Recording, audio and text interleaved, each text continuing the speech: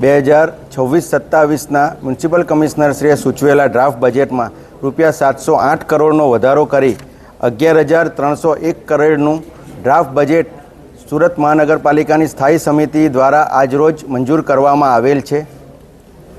આ બજેટ એક વાસ્તવિકતાલક્ષી બજેટ છે। ગુજરાતના મુખ્યમંત્રી ભૂપેન્દ્રભાઈ પટેલ સાહેબ તેમજ અમારા કેન્દ્રીય જળશક્તિ મંત્રી CR પાટીલ સાહેબની આગેવાનીમાં સુરત શહેર સતત વિકસતું શહેર છે અને આ વિકાસની કેળીને આગળ ધપાવવા માટે આ બજેટ વધુ એક નવું મોરપીંછ સાબિત થશે। સુરત શહેરમાં લોકોને વિકાસની નવી કેળીઓ તરફ કંડારી જશે। આ વખતના બજેટમાં પણ ફરી એક વખત આ વખતે અમે અમારી આ ટર્મનું સતત ત્રીજું બજેટ છે જે કર અને દરના વધારા વગરનું બજેટ છે। કર અને દરમાં એક પણ રૂપિયાનો વધારો કર્યા સિવાય કેવી રીતે વિકાસ કરી શકાય તે ભાજપ શાસકોએ ફરી એક વખત બતાવી દીધું છે। આ વખતના બજેટમાં અમે વિધવા માતા અને બહેનોને સામાન્ય વેરામાંથી મુક્તિ આપતી એક જાહેરાત કરીએ છીએ। વિધવા માતા અને બહેનો જે રાજ્ય સરકાર હસ્તકની વિધવા સહાય મેળવતા હશે તેનો કાર્ડ બતાવીને આ સામાન્ય વેરામાંથી રાહત મેળવી શકશે। વડીલો માટે આ વખતે BRTSમાં મુસાફરી સુરત મહાનગરપાલિકા દ્વારા વિનામૂલ્યે કરવામાં આવશે। કોઈપણ વડીલ નજીકના સિવિક સેન્ટર પર જઈને એ માટેનો પાસ બનાવી શકશે અને BRTSમાં વિનામૂલ્યે મુસાફરી કરી શકશે।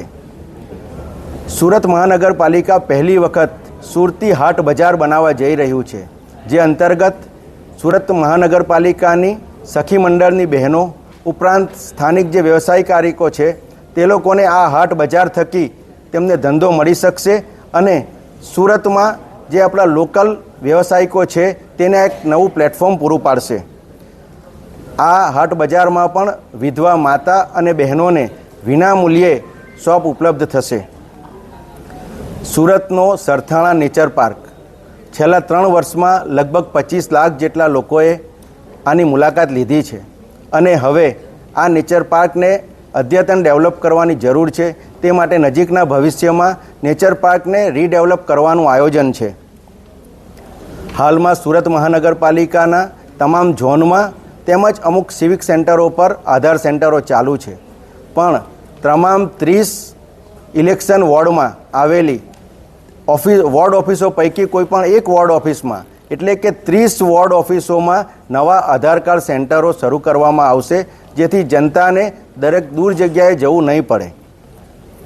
સુરત મહાનગરપાલિકા પહેલી વખત ધાર્મિક સંસ્થાઓને પાણી, ડ્રેનેજ, રસ્તા, પેવર બ્લોક, વોટર કુલર અથવા તો સોલર પેનલ માટે સહાય કરી શકે તે માટે 25 કરોડ રૂપિયાનું અનુદાન નક્કી કરવામાં આવેલ છે। આ ઉપરાંત છેલ્લા કેટલાય વર્ષોથી આપણી શહેરની જે સોસાયટીઓ છે તેમાં અનુદાન માટે જે રકમ હતી તેમાં તોતિંગ વધારો અમે કરવા જઈ રહ્યા છીએ।